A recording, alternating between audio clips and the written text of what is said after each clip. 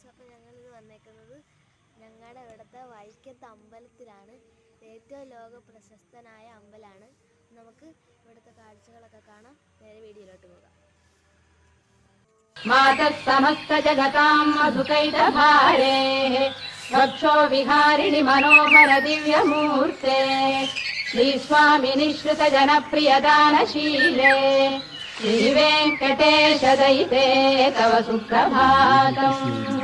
मातः समस्त जगतां मधुकैटभारे वक्षो विहारिणि मनोहर दिव्यमूर्ते श्रीस्वामि निःश्रित जनप्रियदानशीले मातः समस्त जगतां मधुकैटभारे वक्षो विहारिणि मनोहर दिव्यमूर्ते श्रीस्वामि निःश्रित जनप्रियदानशीले श्रीवेङ्कटेश दयिते तव सुप्रभातम्। मातः समस्त जगतां मधुकैटभारे वक्षो विहारिणि मनोहर दिव्यमूर्ते श्रीस्वामि निःश्रित जनप्रियदानशीले मातः समस्त जगतां मधुकैटभारे वक्षो विहारिणि मनोहर दिव्यमूर्ते श्रीस्वामि निःश्रित जनप्रियदानशीले श्रीवेङ्कटेश दयिते तव सुप्रभातम्।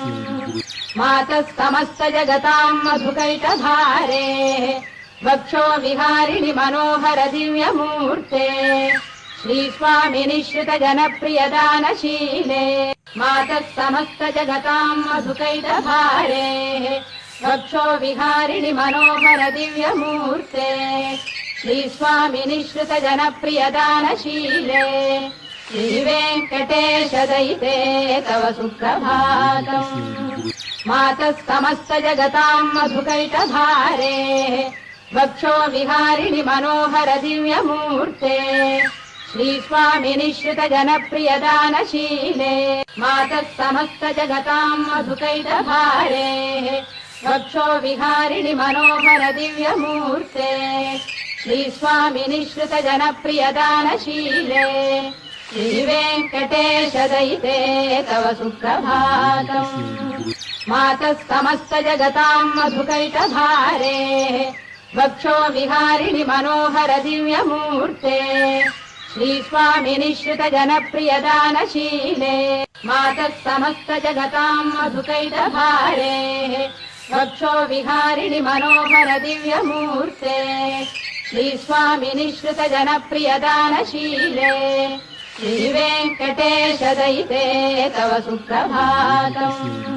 मातः समस्त जगतां मधुकैटभारे वक्षो विहारिणि मनोहर दिव्यमूर्ते श्रीस्वामि निःश्रित जनप्रियदानशीले मातः समस्त जगतां मधुकैटभारे वक्षो विहारिणि मनोहर दिव्यमूर्ते श्रीस्वामि निःश्रित जनप्रियदानशीले श्रीवेङ्कटेश दयिते तव सुप्रभातम्।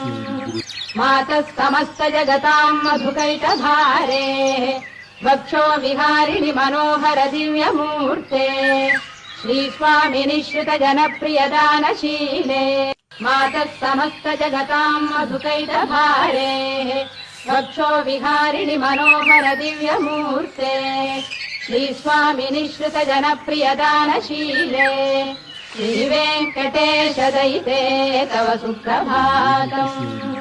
मातः समस्त जगतां मधुकैटभारे वक्षो विहारिणि मनोहर दिव्यमूर्ते श्रीस्वामि निःश्रित जनप्रियदानशीले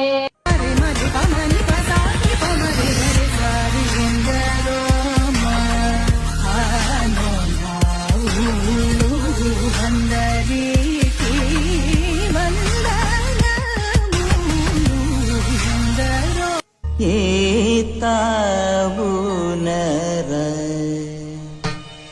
నిలకడ నీకు ఏతావునర నిలకడ నీకు ఏతావునర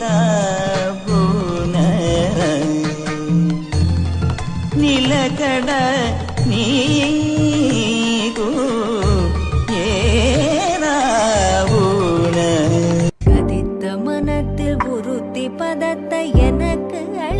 மகிழ்த்தவா ஒரு தனித்த வனத்தில் அணைத்து எனக்கு உணர்ச்சி கொடுத்து முகிழ்த்தவா